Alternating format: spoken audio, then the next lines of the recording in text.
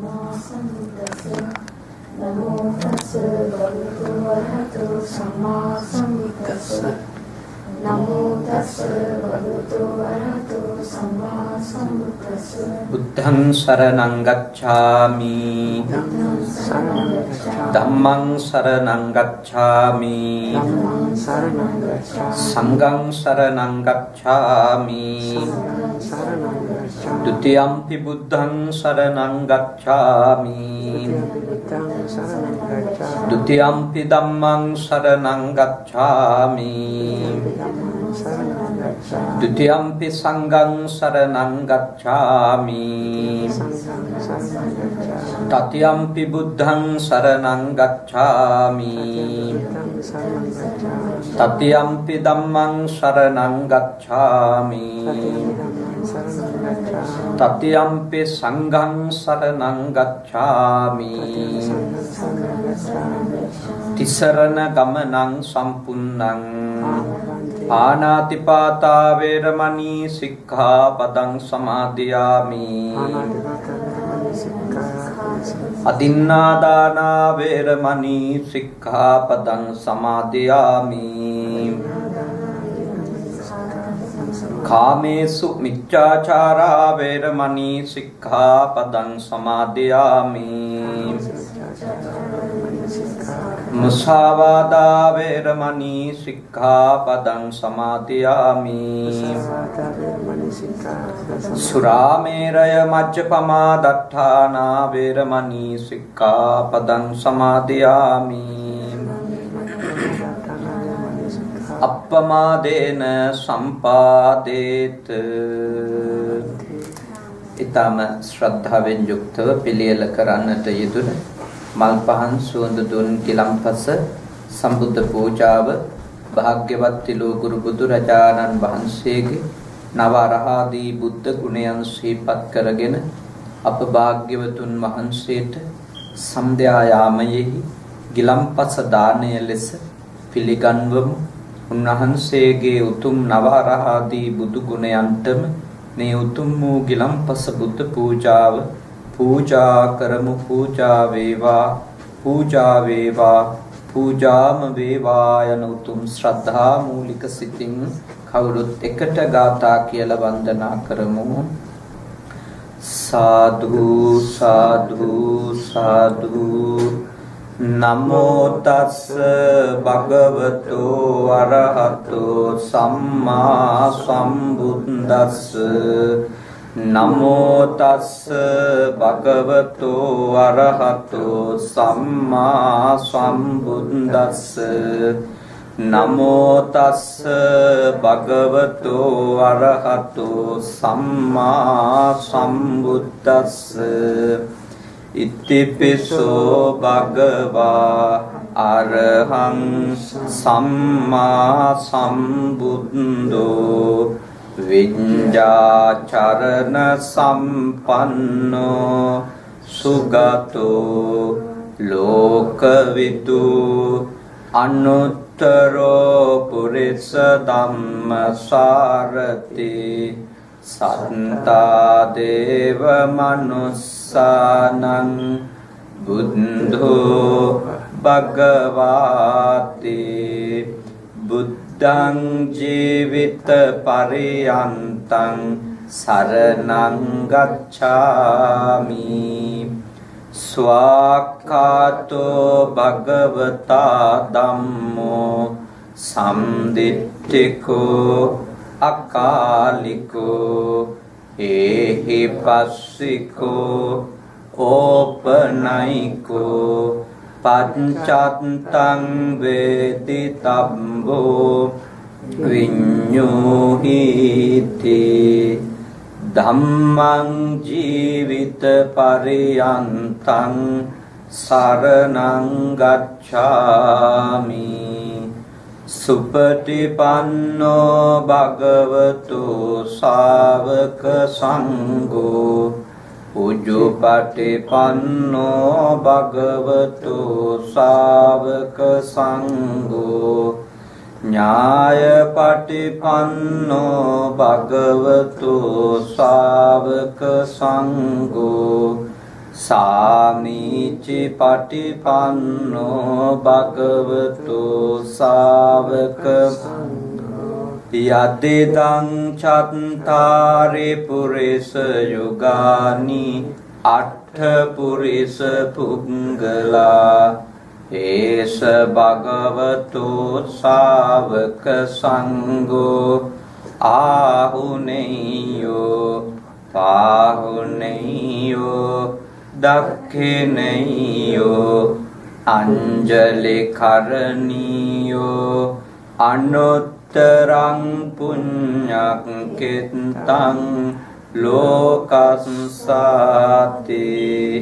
සංගම් ජීවිත පරියන්තං සරණං ගච්ඡාමි වන්ධාමි චේතියං සබ්බං සබ්බතානේසු පතිට්ඨිතං සාරීරික ධාතු මහා බෝධින් බුද්ධ රූපං සකලං සදා යස්ස මූලේ නිසින්නෝව සප්පාරි විජයං අකා පත්තෝ සම්බං යුතං සත්තා වන්දේතං බෝධිපාදපං ඉමේ ඒතේ මහා බෝධි ලෝකනාතේන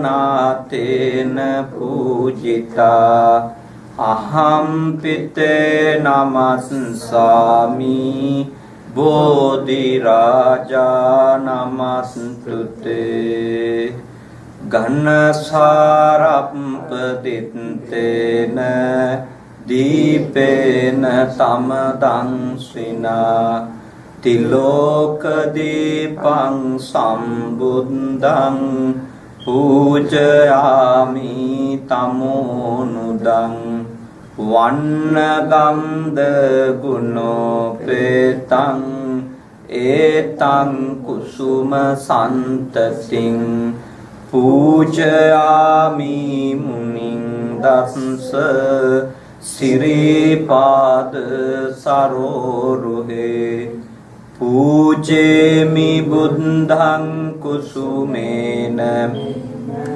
පුඤ්ඤේන මේතේන ච හෝතු මොක්ඛං පුප්පම්මිලායාති අතා ඉදම්මේ කායෝ තථායාති විනාශ භාවං ගන්ධ සම්භාර යුත්තේන දූපේනාහං සුගන්ධිනා පූජයේ පූජනීයන්තං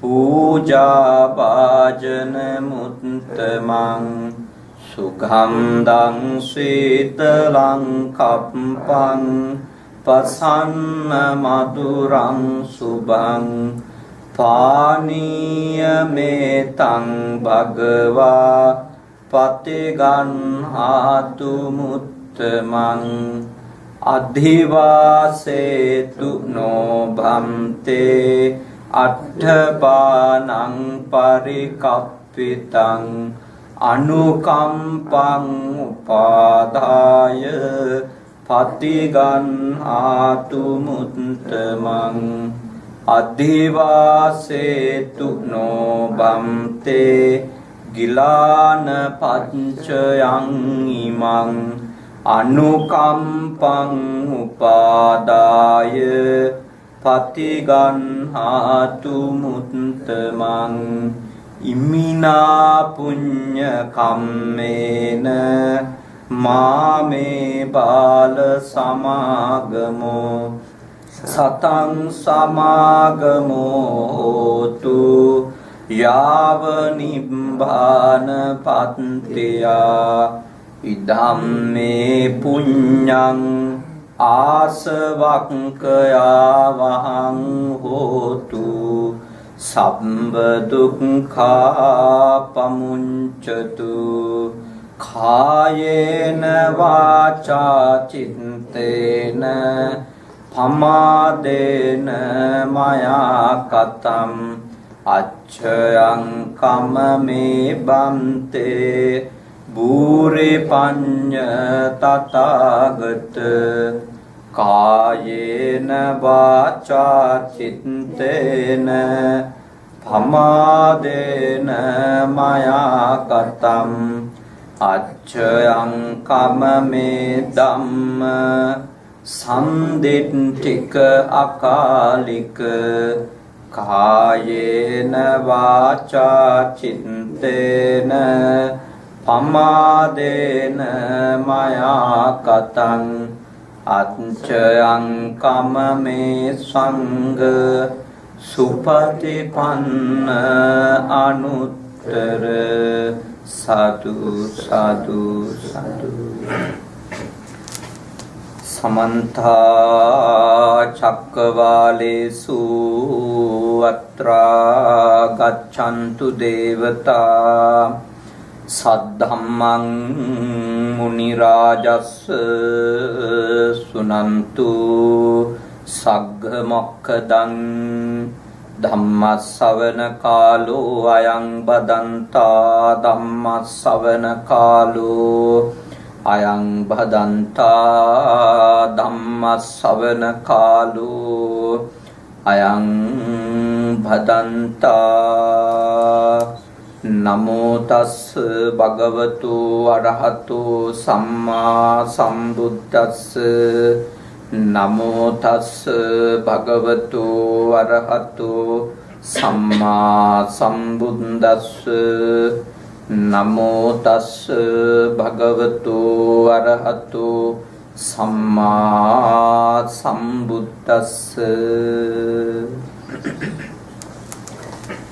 කාරුණික ශ්‍රද්ධාකාමී පින්වතුනි මේ නිවසේ ජීවත් වෙන රෂාන් මහත්මයා ඒ වගේම මාධවී නෝනා මහත්මිය ඒ වගේම මාධවී නෝනා මහත්මයාගේ සොහොයුරා හසික මහත්මයාත් ඒ වගේම ටිලානි නෝනා මහත්මියත් තාම ශ්‍රද්ධාවෙන් දායකත්වය අරගෙන මේ රටේ ජීවත් වෙන ඔබේ කල්යාණ මිත්‍රයින් මේ පවුලේ සමීපතමයි කැඳවාගෙන ඊටාම උදාර පින්කම උසස් කුසල කර්මයක් සිද්ධ කරන්නටයි සූදානම් වෙන්නේ. භාග්‍යවතුන් වහන්සේගේ ධාතුන් වහන්සේ තැන්පත්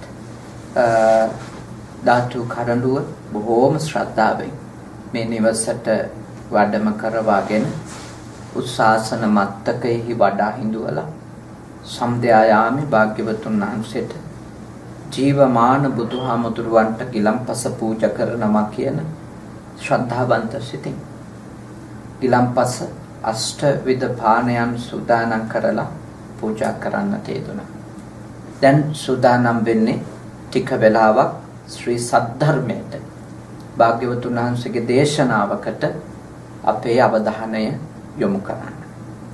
අද පින්කමේදී අරමුණක් විදියට තියෙනවා මූලික වශයෙන් අපේ රෂාන් මහත්මයාගේ ආදරණීය තාත්තා මියගිය අජන්ත දිනමිත්‍ර මහත්මානන්ට පින්පෙත් අනුමෝදන් කිරීමත් දෙපාර්ශවයේම සුජීවත්ව සිටින මව්පියවරුන්ට ආශිර්වාද කිරීමත් ලංකාවේ ජීවත් වෙන අනිකුත් සහෝදර සහෝදරියන්ට ඥාතිහිත මිත්‍රාදීන්ට සිත් පැතීමත් මේ උතුම් පින්කමේදී අපිට අරමුණක් විදිහට තබා ගන්න පුළුවන්.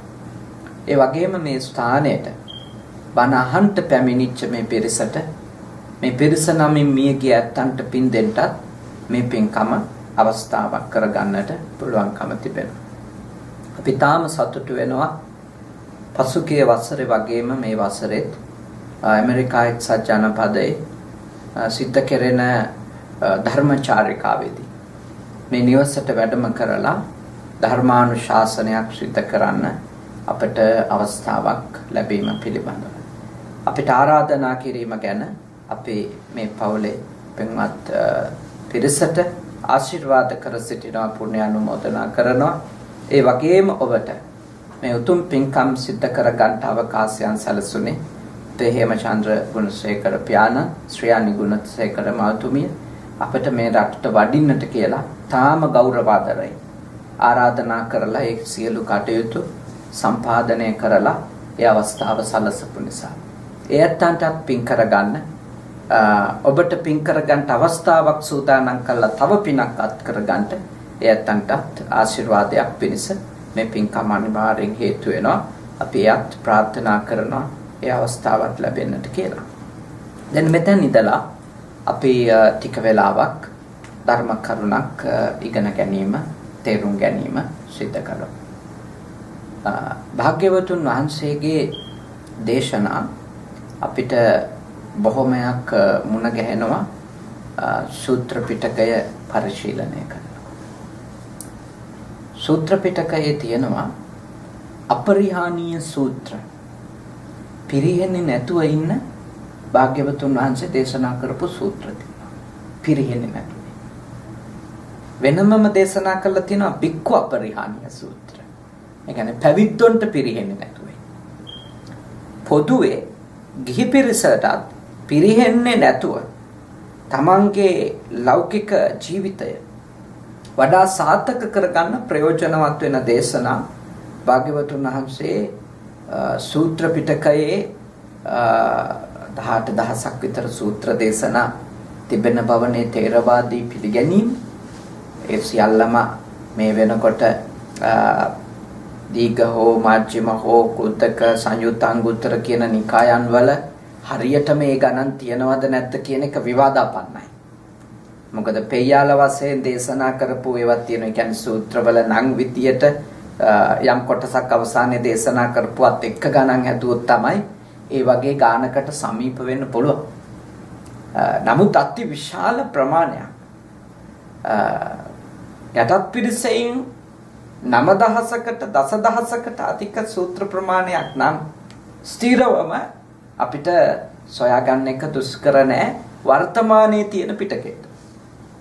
මොකද මේ සූත්‍ර දේශනා මේවා මුඛ පරම්පරාගතවනේ ආවේ. කටින් කටට ආපුවනේ. භාග්‍යවතුන් වහන්සේගෙන් ආපුවා පළවෙනි ධර්ම සංගායනාවේදී එක් තැන් වුණා. නිකාය 5කට බෙදුවා. එතන ඉඳලා එක එක භික්ෂු පරම්පරාවල් ශිෂ්‍යානුශිෂ්‍ය පරපුර විදියට මේක වාචෝද්ගතව කටින් කටට කටපාඩමින් වනපොත් කරමින් අරන් ආවා. විවිධ අරමුණු අර්බුදවලට ගැටලු වලට ඒත් මුණ දුන්නා. ඒ මුණ දීම නිසා සමහර ධර්ම කොටස් අතුරුදහන් වෙලා තියෙනවා.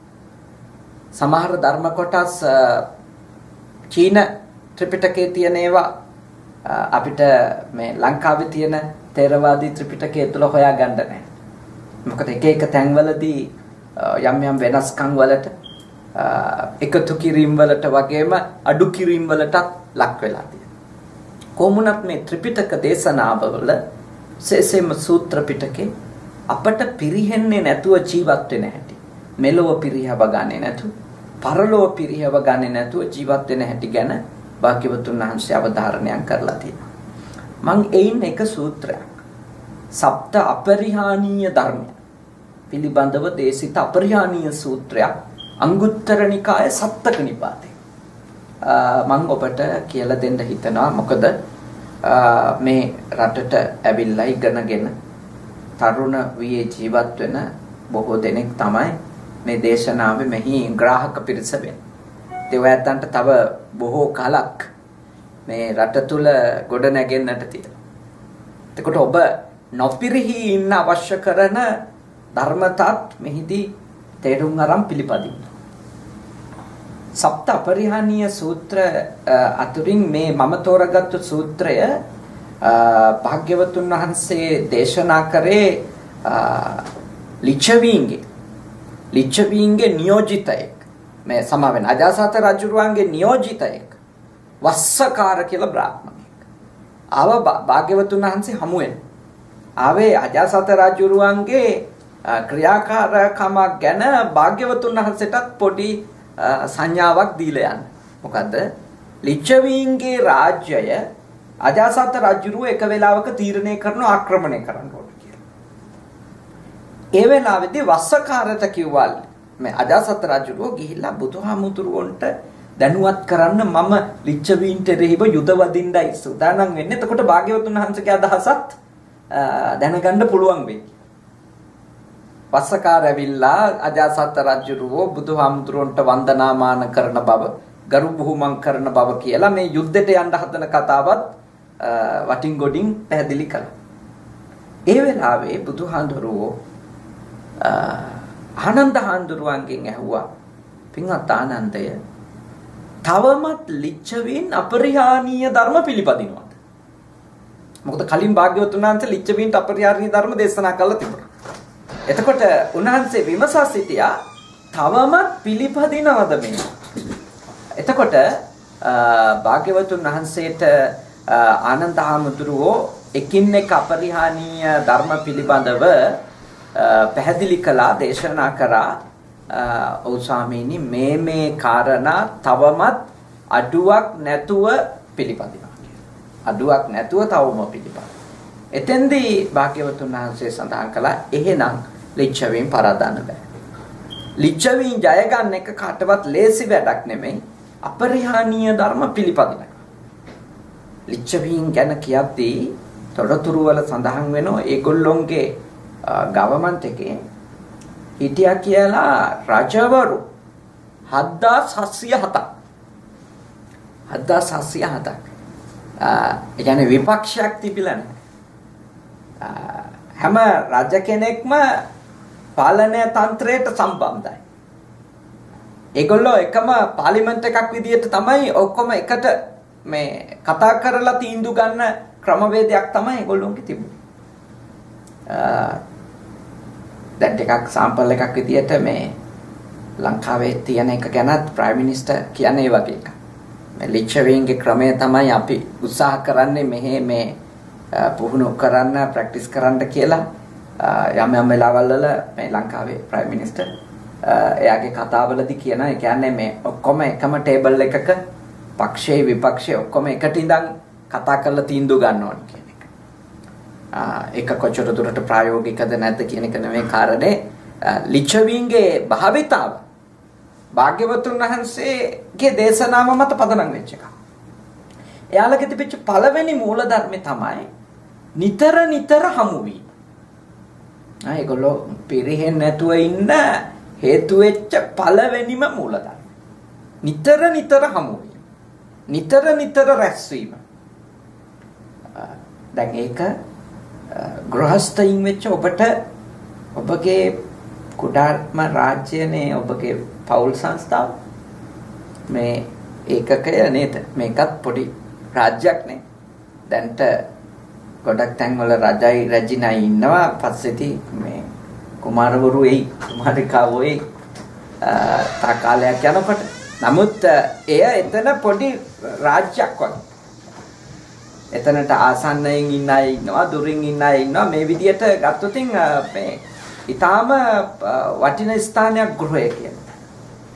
එතකොට දැන් ගෘහස්ත ජීවිතයක් ගෙවන ඔබට ඔබගේ ගෘහස්ත සම්බන්ධකම් පිරිහිලා කඩන් වැටිලා යන එක නවත්ත ගන්න නම් භාග්‍යවතුන් වහන්සේගේ ඉගැන්වීමට අනුව ඔබ කල යුතු වටිනම දෙයක් තමයි නිතර නිතර හමු වෙන්න අවස්ථා හදාගන්න එක. ගෙදර ඉන්න අයම නිතර නිතර හමු වෙන එක. මේ වගේ රටකදී අත්‍යවශ්‍යයි. මේ වගේ රටකදී අත්‍යවශ්‍යයි. මොකද හේතුව හැමෝම කාර්යබහුලයි. හැමෝම කාර්යබහුලයි. හැමෝටම බොහෝ වැඩ තියෙනවා. මොකද වැඩ නොකරොත් මේ වගේ රටවල් වල පවතින්න බෑ. ලංකාවේ නම් මීට වඩා පහසුවෙන් ජීවත් වෙන්න පුළුවන් බව ඔබට දැන් තේරෙනවානේ. ලංකාවේදී හිතුනේ නම් ඇමරිකාවට ගියොත් ලේසි වෙයි කියලා. හොඳට ඉන්න එක. නමුත් මෙහෙට ආවට පස්සේ ඔබට වැටහෙනවා ඇති ලංකාවේ ජීවත් වෙන එක ක්‍රමයක් විදියට පහසුයි. මෙච්චර මහන්සි වෙලා මෙච්චර රිස්ක් එකක් අරගෙන හැම තිස්සෙම මේ අතිශයින් කාර්යබහුල වෙලා ඒ වැඩේටම ඇරිලා ඉන්න ඕනි නෑ කියන එක ඔබට මෙහෙතාවන් තේරෙනවා. මෙහෙ ටිකක් දුෂ්කරයි. දැන් මේ කාර්යබහුලකම ඇතුළෙම තමයි ඔබ සූදානම් කරගන්න ඕනේ හමු වෙන්න අවස්ථාව. මොකද කාර්යබහුලකම කියන එක අපිට අපිත් එක්ක කටයුතු කරන අනිකා මග ඇරලා ඉන්න පොඩි සමාවට කරුණක්. ඒ අපේ මනසම හදලා දෙනවා මට වැඩහින්දා හමු වෙන්න වෙලාවක් නැතේ. මට වැඩ අධිකයි. හැමදාම වැඩ ඒ හින්දා අද අපිට හමු වෙන්න බෑ. කියන එක අපි හැමතිස්සෙම ඒ කාර්යබහුලකම කියන එක කියනවා සමාවට කාරණයක් විදියට. මම ඔබට යෝජනා කරනවා ඒ මානසික වංචාවෙන් ගැලවෙන්න කියලා. ඔබේ මනසම ඔබ රවට්ටන තැනක්. අනිත් එක්කෙනා මග අරින්න ඕනි එක ඔබට මේ වෙන කාරණා වලින් ඕන වෙන්නේ. මග අරින්න ඕන එක. හැබැයි ඒක අපේ මනසම අපිට වංචනිකව උගන්වනවා නෑ ඔයා මෙයා මග අරිනව නෙමෙයි. මේ ඔයාට වැඩ වැඩි. එතකොට ඒකෙදි අපි හරීම පරිස්සම් වෙන්න ඕනේ. ගෘහස්ත ජීවිතවල සාර්ථක වෙන්න බෑ. පිරිහෙන එක නවත්ත ගන්න බෑ. හමු වීම ඔබ කඩකප්පල් කළා දැන්. හමු වීම ඔබ මග ඇරියොත්. ඇත්තටම කිව්වොත් මේ හමු වීම කියන එක ගොඩක් ප්‍රශ්න අවම කරන කාරණා. මෝන දෙනවා කියන එක. මෝන දෙන්න වෙනවා කියන එක ගොඩක් ප්‍රශ්න අවම කරන කාරණයක්. මා දන්න එක මේ ව්‍යාපාරික මහත්මයෙක් මට අපූර්ව කතාවක් කිව්වා. එයා කොහොමද එයාගේ පුතණුවරු දෙදෙනා මේ සංස්කෘතියේ තියෙන විනාශකාරී දේවල් වලින් බේරගන්න පාවිච්චි කරපු උපක්‍රමය කියලා. දැන් ඔබ දන්නවා කොළඹ නාගරික ඉහළ සමාජයේ දිනවලට නැත්තම් රාත්‍රී යාමේ තියෙන පාටි එකකට අවුරුදු 17 18 වෙච්ච ළමයින්ට යන්න නොදුන්නොත් ප්‍රශ්නයක්. ඒගොල්ලෝ ජීවත් වෙන ඒ සමාජය එක්ක ගැටෙන්න නම් යන්න දෙන්න වෙනවා. දැන් එතුමාටත් එතුමාගේ දරුවෝ සම්බන්ධව යන්න දෙන්න වෙන තීරණය ඇවිල්ලා තියෙනවා. හැබැයි එතුමා එක දෙයක් කරලා තියෙනවා. යන්න එපා කියලා නීති දාලා නැහැ. මොන හේතුවක් නිසාවත් එයාලට යාළුවෝ ඇසුරු කරන්න එපා කියලාත් නැහැ. එතුමා එක දෙයක් කරලා තියෙනවා. ඒ තමයි එයාගේ ළමයින්ට නිතරම අවධාරණය කරලා ක්‍රියාවට නංවල තියෙන එක තමයි ඔයාලා ගිහිල්ලා යන්න එන්ජොයි කරන්න. යාළුවෝ එක්ක ගිහිල්ලා දින ගන්න සතුටු වෙලා එන්න. හැබැයි කීයට ආවත් කමන්නේ මට කෝල් එකක් දෙන්න මං දොර අරින්න. සර්වන්ට් කතා කරන්න එපා. එයා නිදාගත්තු ආවේ ආ මහන්සි වෙලා ඉන්න දවසෙන් වැඩ කළා. මම ඔයාගේ තාත්තනේ මට පුළුවන් ඔයා ඕනම වෙලාවක දොර අරින්න. ඒක නිසාම අර ළමයින්ට හැමතිස්සෙම ඔළුවේ වැඩ කරනවා තාත්තගේ මූණ බලන්න. කොහේ ගිහිල්ලා ආවත් මොනව කරලා ආවත් කවුරු හමු වෙලා ආවත් තාත්තගේ මූණ බලන්න වෙනවා. තාත්තගේ ඇස්වලට අහු වෙනවා. ඒ හින්දා ඒගොල්ලෝ පාලනය වෙනවා. ඒ හමුව අමුතු අවවාද නැතත් මම ඔබට මේ කතාව අවධාරණය කරලා කියන්නේ අමුතු අවවාද දුන්නේ නැතත් දෙදෙනෙක් නිතර හමු වෙන එකම එකිනෙකා කන්ට්‍රෝල් වෙන හේතුවක්. එකිනෙකාගේ චර්යා ධර්මයන්හි හැසිරීම් වල පාලනයක් හැදෙන්න හේතුවක් මේ මූණ දෙන්න වෙනවා හමු වෙන්න වෙනවා. ඊළඟ එක තමයි මේ නූපන් සැක උපදින්නේ නිතර හමු වෙනවා. ඉපදිලා තියෙන සැක වැඩි දියුණු වෙන්නේ. නිතර හමුවෙන් ලැබෙන තව වටින ප්‍රතිලාභයක් තමයි දැනට නැති සැක ඇති වෙන්නේ. හමු වෙනවනේ. මූණ ගැහෙනවනේ. මූණ බැලිලා කතා කරන්න වෙලාවක් යෙදෙනවනේ. අඩුම මූණ බැලෙනවනේ. එතකොට නැති සැක ඇති වෙන්නේ. දැන් ගෘහස්තයෝ විදියට ජීවත් වෙනකොට පොඩි සැකසංකා එනවනේ ගේ ඇතුළෙම හිටියත්. හැබැයි ඒවා මේ සංවර්ධනය වෙන්නේ හමු වෙනවා. ඇති වෙලා තියෙන චූටි සැක සංකා ඒවා මහත් වූ බලවත් වූ සැක බවටපත් වෙන්නේ මුණ ගැහෙනවා. අපි හමුව අතෑරිය කියන්නේ නැති සැකත් ඇති වෙනවා. හමු වෙන එක නවත්තපු ගමන් නැති සැකෙත් උපදිනවා. තියෙන සැකේ දැඩි ලෙස වැඩෙනවා. ඇයි මගාරි? ඒකමයි එන ප්‍රශ්නේ. ඇයි මගාරි? වෙනදා හොඳට මූණ බලලා මාව මූණ ගැහිච්ච එක්කෙනා ආයි දැන් මූණ දෙන්නේ නැත්තේ. සැක. නැති සැකත් උපදිනවා, තියෙන සැකත් වැඩි වෙනවා. හැබැයි නිතර හමුව රාජ්‍යයක විතරක් නෙමෙයි.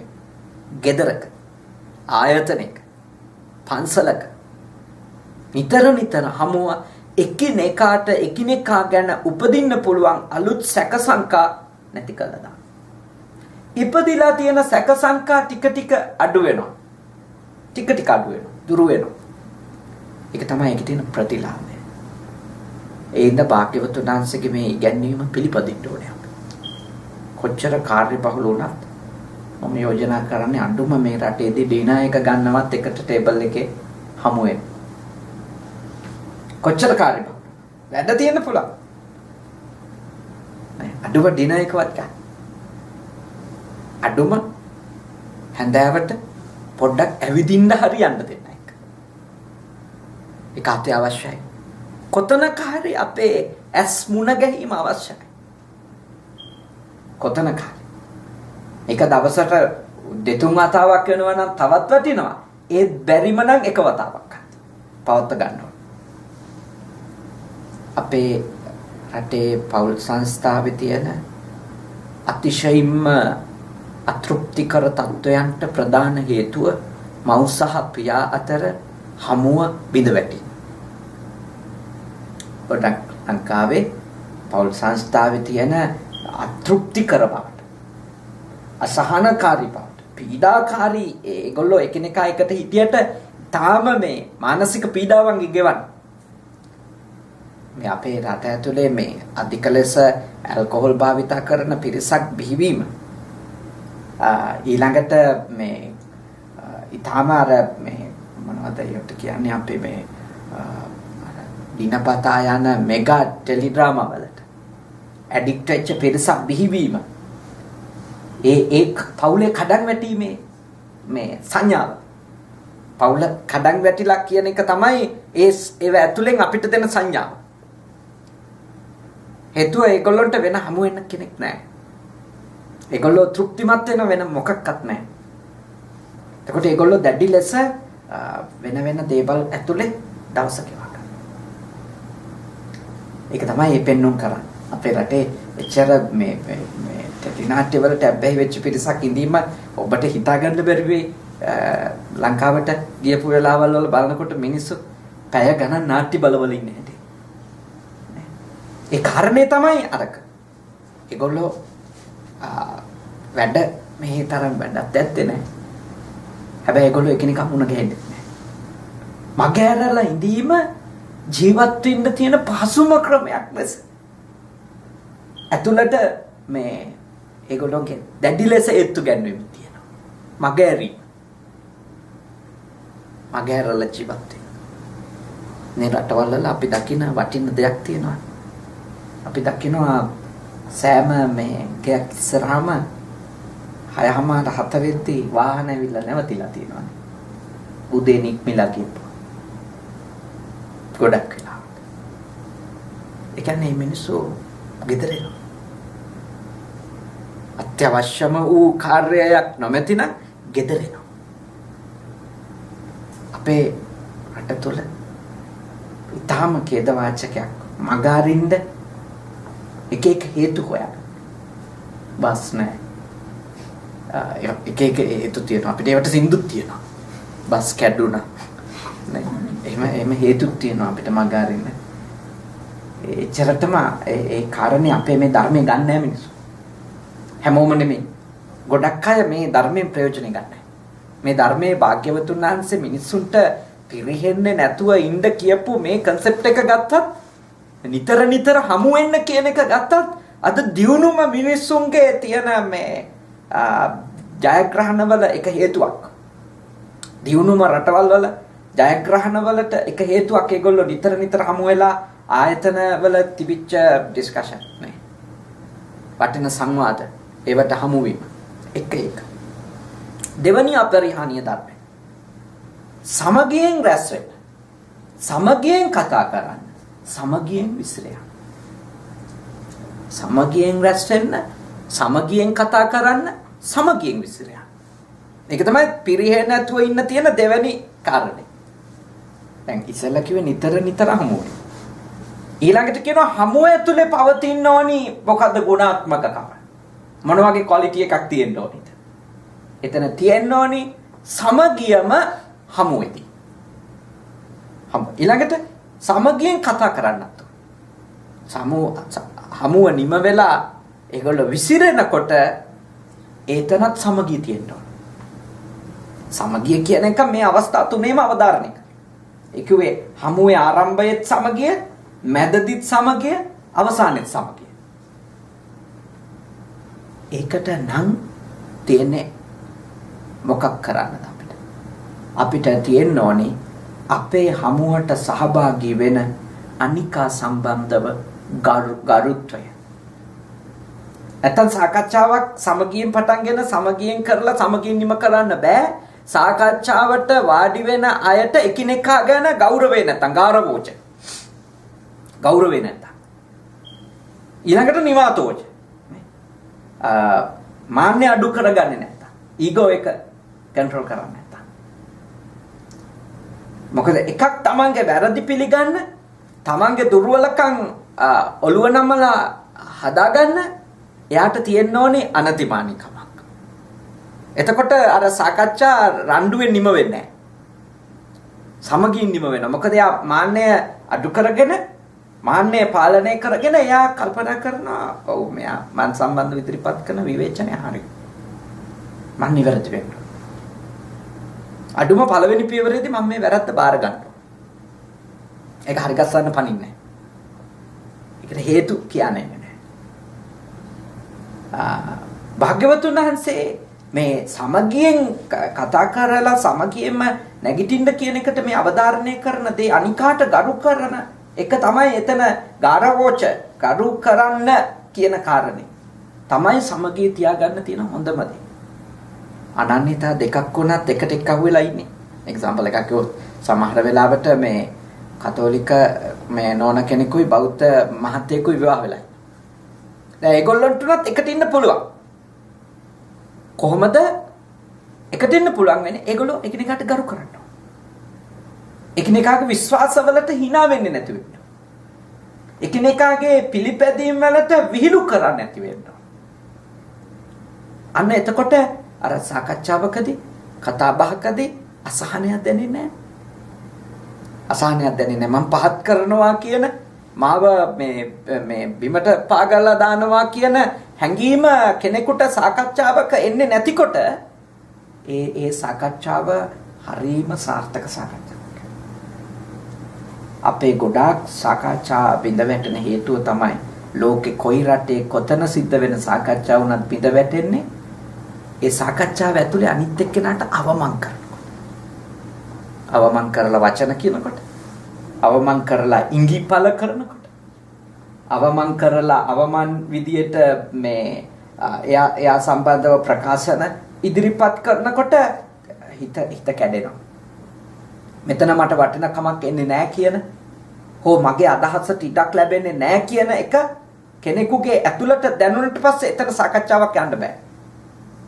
එන්න ඔබේ ගෙදර ඔබ දැඩි ලෙස තේරුම් ගන්න ඕන එක තමයි අනන්‍යතාවය, හැකියාව, කුසලතාවය, පින වෙනස් වෙන්න පුළුවන්. ඒත් ඒ වෙනස්කමට කරු කරා.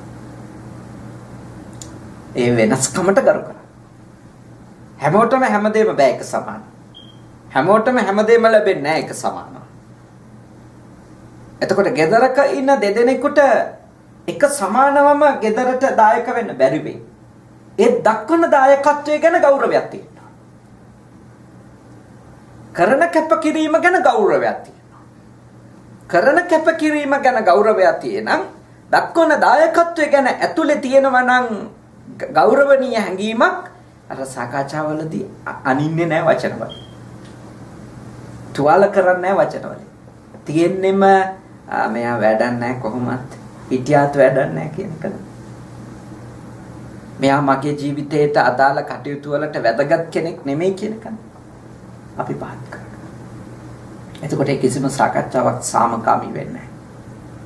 එහෙනම් ඔබ තරුණ විවාහකයෝ මාධවී නෝනා රෂන් මහත්තයා හසිතට එලානේ මේ තරුණ විවාහකයෝ මෙතෙන්ට එකතු වෙලා ඉන්න එයාගේ යාළු මිත්‍රයෝ තරුණ විවාහකයෝ මම යෝජනා කරනවා ඊටාම සරල දෙයක් මෙතන මේ තියෙන්නේ නේ respect others කියන එකනේ අනිත් අයට ගරු කරන්න අනිකාට ගරු කරන්න මොකද හේතුව අනේකාට ගරු කරනකොට එතන සාමය උපදිනවා. සාමය උපදින්නේ මේ මහා ලොකු ගැඹුරු දාර්ශනික සංවාද වලින් නෙමෙයි. එහෙම සාකච්ඡා කරලත් අවමන් කර නම් hina වෙන්නේ. ඒ සාකච්ඡාවේ තිබිච්ච දේවල් ගැනත් කතා කරපු දේවල් ගැනත් පස්සේදී hina වෙනවා නම් එතන සාමය උපදින්නේ නැහැ. සාමය උපදින්නේ අපේ ඇතුලේ අනිකාට තියෙන ගෞරවය. එතනදී ගෙදරට මුදල් ගේන එක්කෙනාද ගෙදර වැඩ කරන එක්කෙනාද කියන එක ඒක තරාදි වලට දාන්න එපා. කවුද වැදගත් දාන්න එපා තරාදි වලට.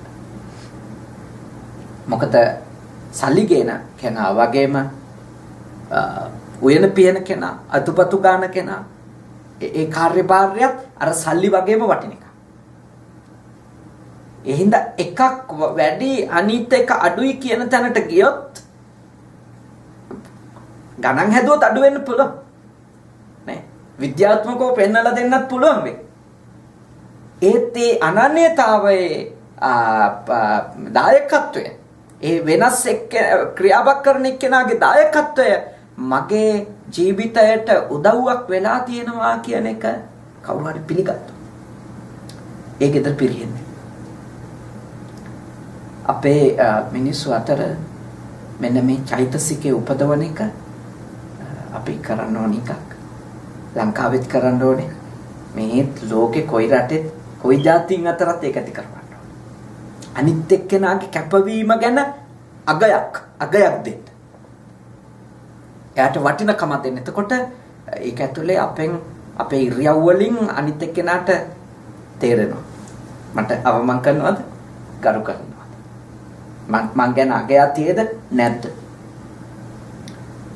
ඊටාම නූගත් බුද්ධියෙන් හීන මිනිස්සු මේක ඇතුලේ තියන් ඉන්නව විතරක් නෙමෙයි එළියට දාලා අනිත් එක්කෙනාට සංනිවේදනෙත් කරනවා නේ ඒ නූගත්කම බුද්ධියක් නැතිකම විසින්ම කියනවා වැඩක් නැහැ ඔයා කියලා ඔයා නැතත් මට පුළුවන් කියලා නැතත් පුළුවන් ඒක ඇත්ත කවුරුවත් නිසා කවුරුවත් ලෝකේ පවතින්නේ නැහැ ඒත් අනිත් එක්කෙනා කරලා දෙන දේ අපේ දේවල් වලට පහසුවක් ඒක ගැන අගයත් ඉඳ ගෙදර පොඩි දරුවන්ට පවා කරු කරා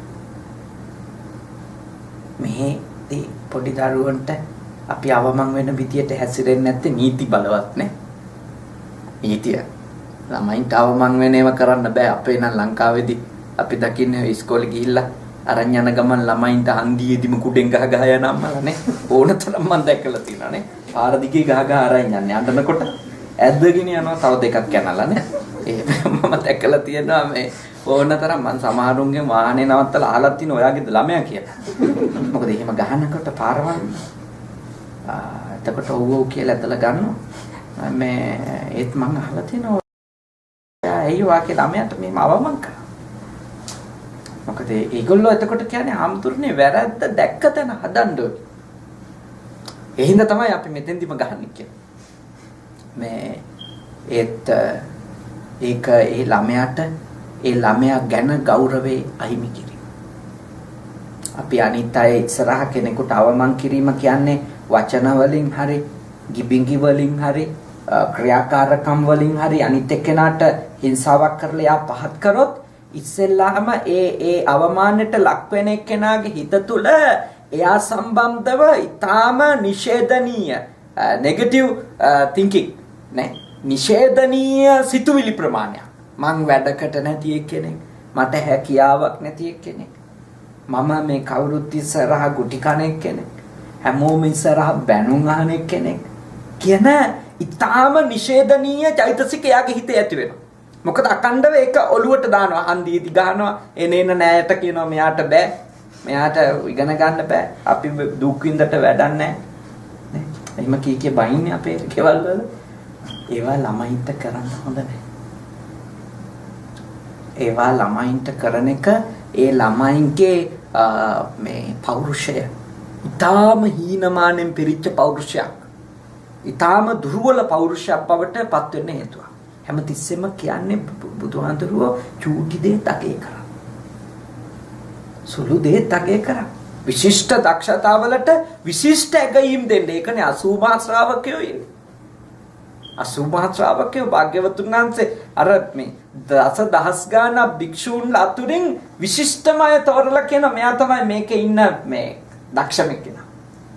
කුමාර කස්සපෝ නාම මහේසී චිත්‍රවාදකෝ විචිත්‍රම ධර්ම දේශනා කරනවා නම් ඒ කුමාර කාශ්‍යප බුදුහාඳුරෝ කියන්නේ. බහුශ්‍රුත ධර්මදර මේ භික්ෂූන් අතරින් නම් ආනන්ද හාමුදුරුවෝ. එයාගේ මතක ශක්තිය ඩේටාබේස් එකක් විදිහට හරි බලවත්. හැබැයි තාම සියුම් කාරණා, සුළු ගාතාවක තියෙන ගැඹුරු කාරණා ඉක්මනින්ම තේරෙන හාමුදුරුවරු අතර නම් සරියුත් හාමුදුරුවෝ.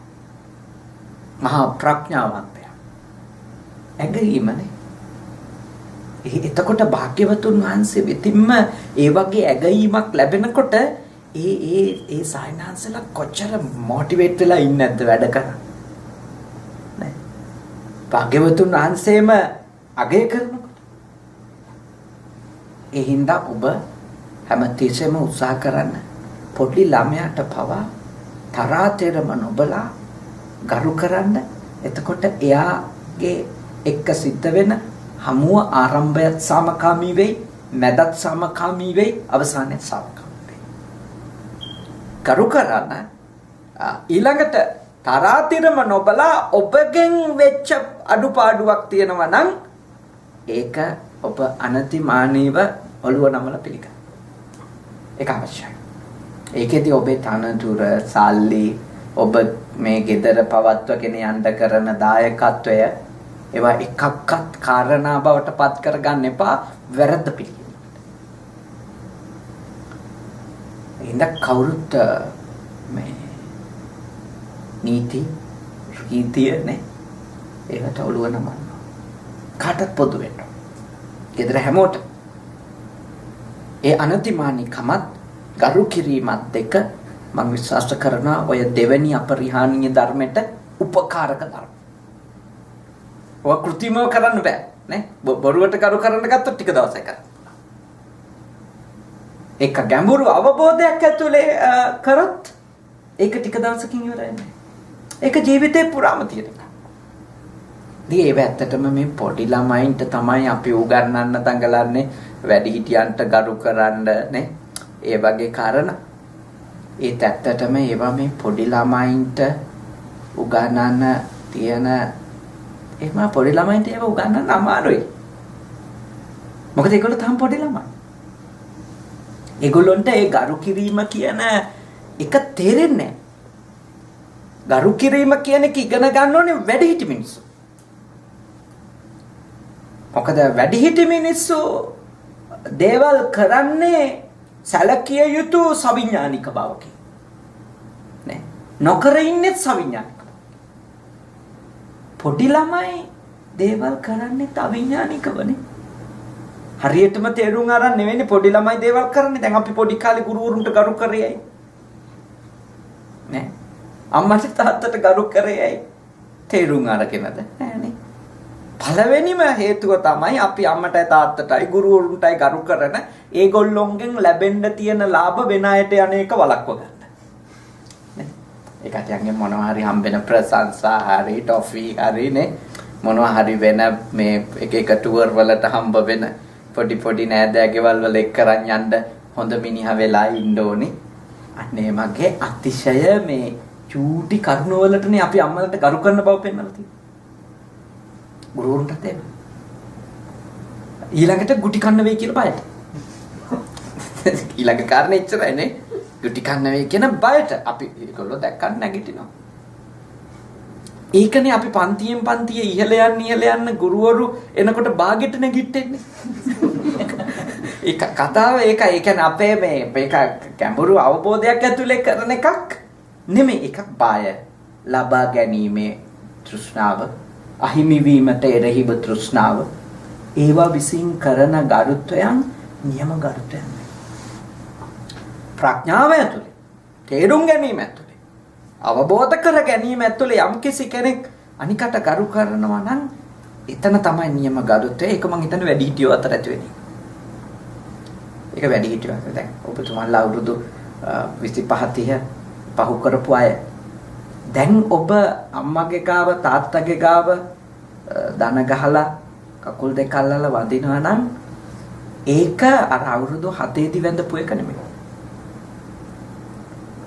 දැන් එච්චර ඔබට යාලා ගාව මේ දන ගහන්න අයියක් එන්නේ මේ ඒගොල්ලොන්ගෙන් ලබා ගන්නවත් අහිමි වෙන එක නවත්ත ගන්නවත් නෙමෙයි. ඒගොල්ලෝ ඔබට දායාද කරපු ජීවිතය සහ ඒගොල්ලොන්ගේ තියෙන ඇත්තටම මේ ಗುಣ අඳුනගෙන මේවට වඳින්න ඕනි අපි කියලා එන චෛතසිකයක්. ඒක වෙනම එකක්. ඒක අර පොඩි කාලේ ආවේ නැහැ, එන්නෙත් නැහැ පොඩි කාලේ. ඒ හින්දා හොඳට තේරුම් ගන්න වැඩිහිටියෝ තමයි ගරු කරන්නේ.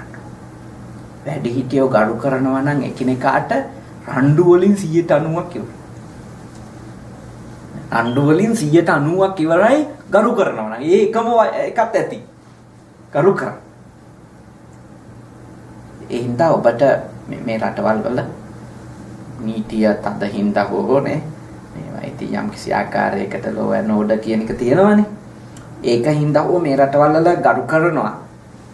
මම කියන්නේ ඒක දඬුවම් ගැන හිතලත් නෙමෙයි අපි ගරු කිරීම කරන්න ඕනේ තේරුම් ගැනීම ගැන. එතකොට තමයි ඒක කුසලයක්. දඬුවම් ගැන හෝ ලාභ ගැන හිතලා ගරු කරනකොට ඒක කුසලයක් නෙමෙයි. ඒක නිකන් තව මේ සිද්ධ වෙන පුහුණුවක් යටත් වීමක්. වහල් වීමක්. ඒත් ඒක අවබෝධයෙන්ම කරනකොට ඒක ඔබ මේ භවයේදී සංසාර ගමනට ඇති කරගන්න ඊටාම විශිෂ්ට කුසලයක්. ඒක ඊළඟ භවවල ඔබ අනිත් එක්කෙනාට ගරු කරනකොට ගරු කරන්න පොඩි කාලේ ඉඳලම කැමැත්තෙන් පටන් ගන්නවා. කවුරුත් යොදවන්න ඕනේ. කැමැත්තෙන් ගරු කරනවා. මොකද මේ භවයේ ඒක පුරුදු කරලානේ. මේ භවයේ හොඳට පුහුණු වෙලා යන කාරණයක්. ඒ නිසා ඒක හොඳට තේරුම් ගන්න, සමගියෙන් හමු වෙන්න, සමගියෙන් කතා කරන්න, සමගියෙන් විසිර යන්න කියන එක තමයි ඔබට කියන දෙවනි අපරිහානීය ගුණය. දෙවනි අපරිහානීය ගුණය ඒක. තුන්වෙනි අපරිහානීය ධර්මය. තුන්වෙනි අපරිහානීය ධර්මය තමයි භාග්‍යවතුන් වහන්සේ උගන්වනවා නොපැන වූ නීති පනවන්න එපා.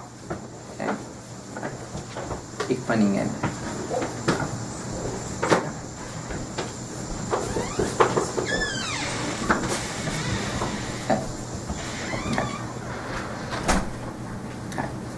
එතකොට තුන්වෙනි අපරිහානීය ධර්මය තමයි නොපැන වූ නීති පනවන්න එපා. පනවපු නීති කඩන්න එපා. වෙනස් කරන්න එපා.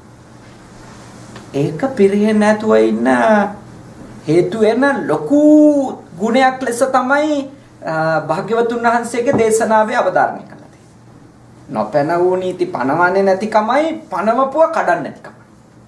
ඒක ඊටාම වටින ගුණයක්. දැන් කෙනෙක් අහන්න පුළුවන් අලුත් තත්වයන්ට අදාළව අලුත් නීති ඕනේ නැද්ද කියලා. අලුත් නීති ඕනි. හැබැයි අලුත් නීති පනවනවා නම් ඒක ඒ නීතියට යටත් වෙන සියලු දෙනාගේ කැමැත්තෙන් වෙන්න ඕන. දැන් මේ රටවල් වල ඒ ප්‍රජාතන්ත්‍රවාදී ඒක හරියටම අලුත් නීතියක් පනවනකොට තියෙනවනේ. ඡන්ද විමසනවා. දැන් අපි දැක්කේ යුරෝපා යුනියන් එකෙන් බ්‍රිතාන්‍යය අයින් වෙනවාද නැද්ද? ඒකට මුළු බ්‍රිතාන්‍යයේ ඉන්න සියලුම පුරවැසියන්ගෙන් ඡන්දය ඉල්ලනවා. කැමතිද නැද්ද? මොකද ඊළඟට මේ නීතියට යට වෙන්නේ මිනිස්සු. ඒ නීතිය නිසා පහසුකම් හෝ ඒ ඇති වෙන අලුත් තත්වයෙන් දුකටපත් වෙන්නේ මිනිස්සු. එතකොට ඒගොල්ලොන්ගේ කැමැත්ත ගන්න නැතුව, ඒගොල්ලොන්ට ඒක තේරුම් කරන්නේ නැතුව අලුත් නීති උදේ නැගිටලා දාන්න කාටවත් අයිතියක් නැහැ. භාග්‍යවතුන් වහන්සේ කියන්නේ රටවල් පිරිහෙනවා එහෙම කරන්න කියලා. නොපැන වූ නීති අත්නෝමතිකව පැනෙවුවොත්, පනවපු නීති අත්නෝමතිකව වෙනස් කරොත් ඉවරයි.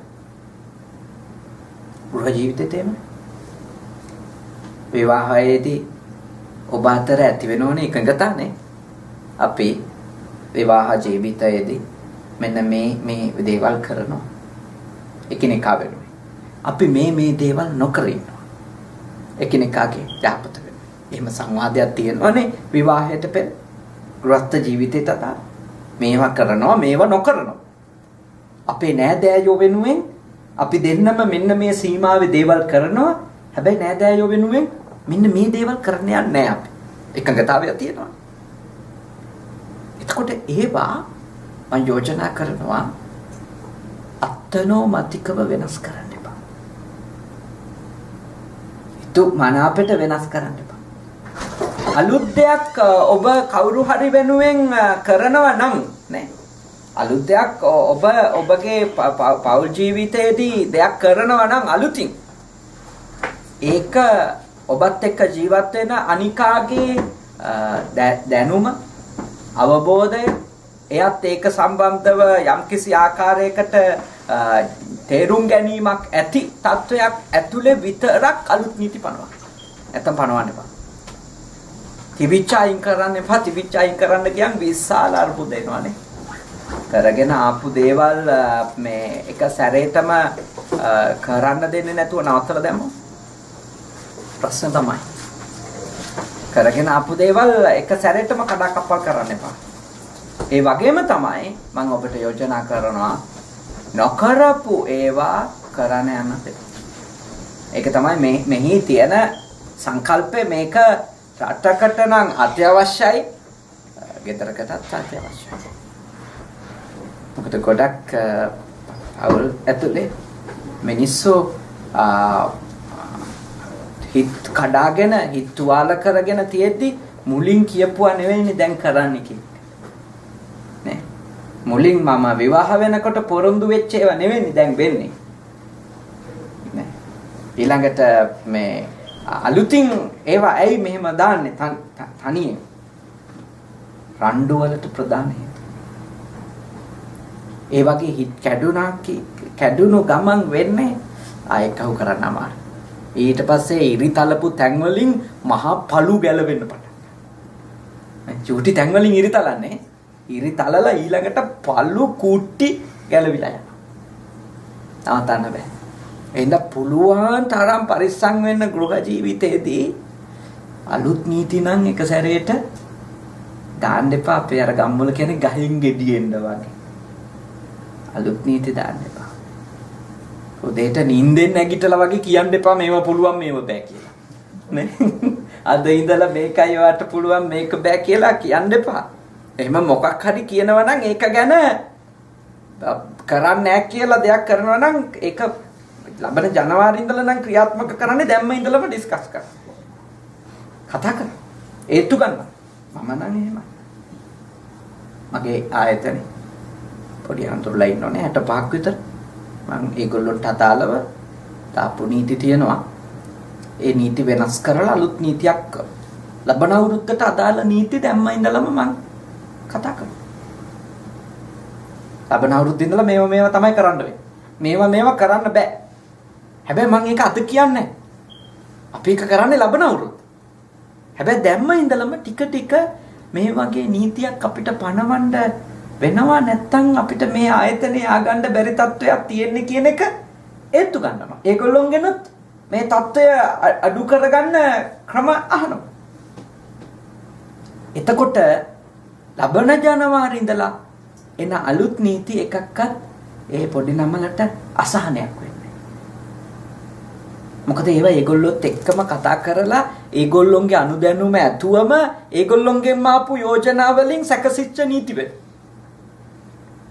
අපේ අත්තනෝ මතිකව මම ප්‍රධානිය නිසා ඒගොල්ලෝ මගේ යැපෙන්නෝ නිසා හෙට කිව්වොත් අදින් පස්සේ මෙන්න මේක මෙහෙම වෙන්න ඕනේ. කොච්චර දවසක් ඉවසයිද? කොච්චර දවසක් ඒගොල්ලෝ දරයිද? ඕක මතක තියාගන්න. මේ වගේ අතිශයින්ම නිදහස් අයිතීන් තියෙන රටකදී නම් ඔවා කරන්න කියොත් පවුල ඉවරයි. නේ? ලංකාවේ නම් පොඩි තියෙනවානේ වෙනම මේ පුරුෂාධිපත්‍යයන් සහ ස්ත්‍රියාධිපත්‍යයන්. නේද? එතකොට ඒක ලංකාවේදී ටිකක් පාලනය කරගන්න ඒවා පාවිච්චි කරගන්න පුළුවන්. ඒ මෙහෙදි කාගේවත් ආධිපත්‍ය කාටවත් වැදගත් නැහැ. මෙහෙදි කාටත් ඉන්න ඕන නම් ගරු කරලා තමයි ඉන්නේ. ඉන්න ඕන නම් ගරු කරලා ඉන්නේ. මේ රටවල් ධර්මය දන්නේ නැති වුණාට මේ රටවල් ඒ ශිෂ්ට මිනිස් සමාජයට අවශ්‍ය නීති හදන්න.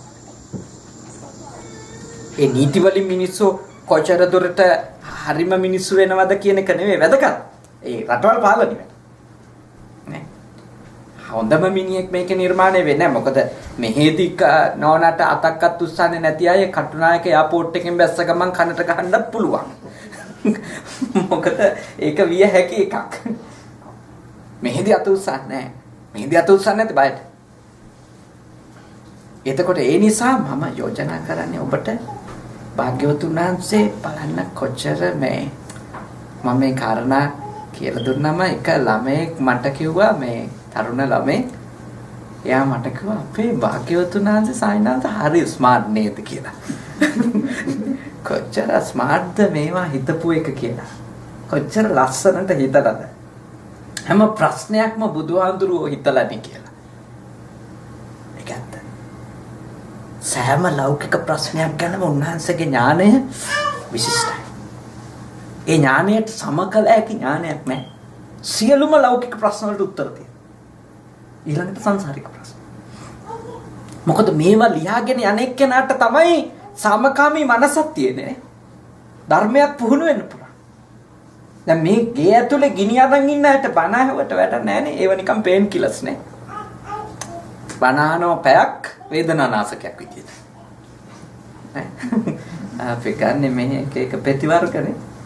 පැයක් දෙකක් ඔක්කොම ටික මේ සමාන වෙලා යනවා. හැබැයි ආපහු ඊට පහුවෙන්දට වැඩි පටන් ගන්නවා. ධර්මයේ හරි පුහුණු වෙන්න නම් හරියට යාගේ පරිසරය තාම යහපත් වෙනවා. ඊටාම යහපත් වෙනවා. ඒකටයි මම යෝජනා කරන්නේ. ගෙදර රටක, ගෙදරක ආයතනයක සාමකාමීත්වය පවත්වා ගැනීම සඳහා ජයග්‍රහණ ලබා ගැනීම සඳහා අලුත් නීති පනවන්න යන්න එපා. අතනෝමතිකව තියෙන නීති වෙනස් කරන්න යන්න එපා. තිබිච්ච සමගියත් කඩන් වැටේ. නැති අසමගියක් ඇති වෙයි. තිබිච්ච සමගියත් කඩන් වැටේ. නැති අසමගියක් අලුතින් සංවර්ධනය වෙලා. ඒ ගන්න තීන්දුව හරිම බුද්ධිමත් විදියට වැඩ කරනවා. හරිම බුද්ධිමත්. හතරවෙනි අපරිහානීය ධර්මය. භාග්‍යවතුන් වහන්සේ දේශනා කළා මේ වැඩිහිටි ලිච්ඡවීන්ට ඒ රටට අදාළවනේ මේක කිව්වේ. වැඩිහිටි ලිච්ඡවීන්ට සමාන ණය ඒ කියන්නේ ගරු කරන්න, සමාන කරන්න, බුහුමන් කරන්න, වටිනකමක් දෙන්න. ඉතින් ඒක මේ ඔබගේ ගෘහයත් මේ ඔබගේ ආයතනෙත් තියෙන ඕනි එකක් නේ. වැඩිහිටියා කියන්නේ අත්දැකීම් බහුල කෙනා. වැඩිහිටියානේ අත්දැකීම් බහුල කෙනා. එයාගේ දැනුම අපේ දැනුමට වඩා හැමතිස්සෙම පොඩ්ඩක් හරි ඉස්සරහින් තියෙනවා.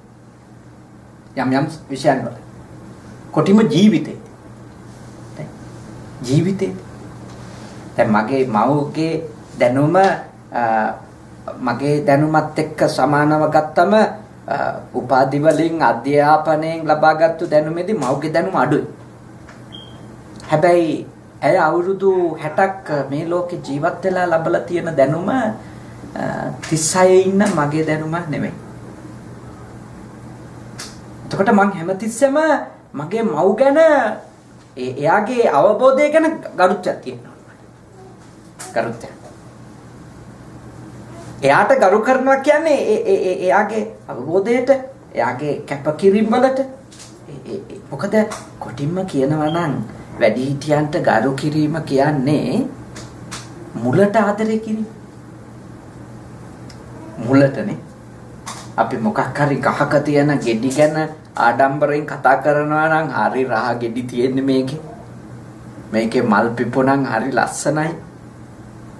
ඒව අපි කියනම නම් අපි ඉස්සෙල්ලා මේ ගහේ මුලට තමයි ගරු කරන්නේ. මුලට. මොකද ඒ මුල කුණු වෙච්ච එකක් වුණා නම්, ඒ මුල නරක එකක් වුණා නම් මේ වගේ හොඳ ඵල එන්න විදියක් නෑ. මේ වගේ ලස්සන මල් පිපෙන්න විදියක් නෑ. ඒක ගෘහස්ත ඔබට හරි වැදගත් සංකල්පයක්. හරි වැදගත්. දැන් ගොඩාක් අය හරි සතුටින් පිළිගන්නවා මට හොඳ සැමියෙක් හම්බෙලා තියෙනවා. මට හොඳ බිරිඳක් හම්බෙලා තියෙනවා. පිළිගන්නවා. නේ? කියනවා ඔබ වැනි කෙනෙක් මට හමු වෙච්ච එක ජීවිතේ මං කරපු පිංක්. හැබැයි ඒක එහෙම වුණත් ඒ තාම හොඳ සැමියාගේ අම්මා සහ තාත්තා ගැන ඉන්න අදහස ඒක නෙමෙයි. මටම පුදුමයි ඔයා වගේ කෙනෙක් ඔය ගෙදර ඉපදුනේ කොහොමද කියලා. ඒ කියන්නේ යා මුල පිළිගන්නේ නැහැ. මුලට පොරෝපාරක් දෙන ගමන් තමයි ගෙඩිගෙන වර්ණනා කරන්නේ. මුලට උණු වතුර වක් කරන ගමන් මේ එයා මල් ගැන හොඳ කතා පවත්වනවා. ඒගොල්ලන්ට අවශ්‍ය නැහැ. ඒගොල්ලන්ට හිස්ටරි එකකුත් නැහැ, ඒගොල්ලන්ට ෆියුචර් එකකුත් නැහැ. නේ. ඒගොල්ලන්ට හොඳ අතීතයක් උරුම වෙන්නෙත් නැහැ. ඒගොල්ලන්ට හොඳ අනාගතයක් උරුම වෙන්නෙත් නැහැ. ඔබ කාට හරි වර්තමානයේ ඔබට ලැබිච්ච වටිනම දෙයකට ඔබ හරියට ආදරෙන් කැමැත්තෙන් ඉන්නවා නම් ඒක උපද්දවපු අයට ගරු කරන්න.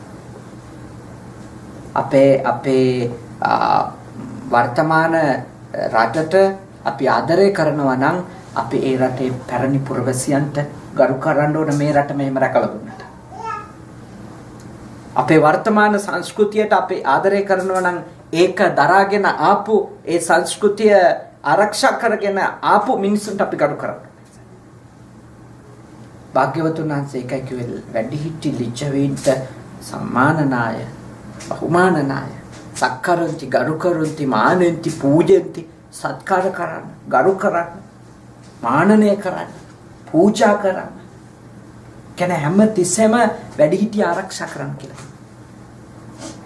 අනිත් එක දේශපාලනික කාර්යකින් ගත්තත් මම හිතනවා වැඩිහිටියාට ගරු කරලා ඒගොල්ලෝ පෝෂණය කරලා ආරක්ෂා කරලා තියා ගැනීම දේශපාලනිකව රටක් ආරක්ෂා වෙන්න හේතුවක්.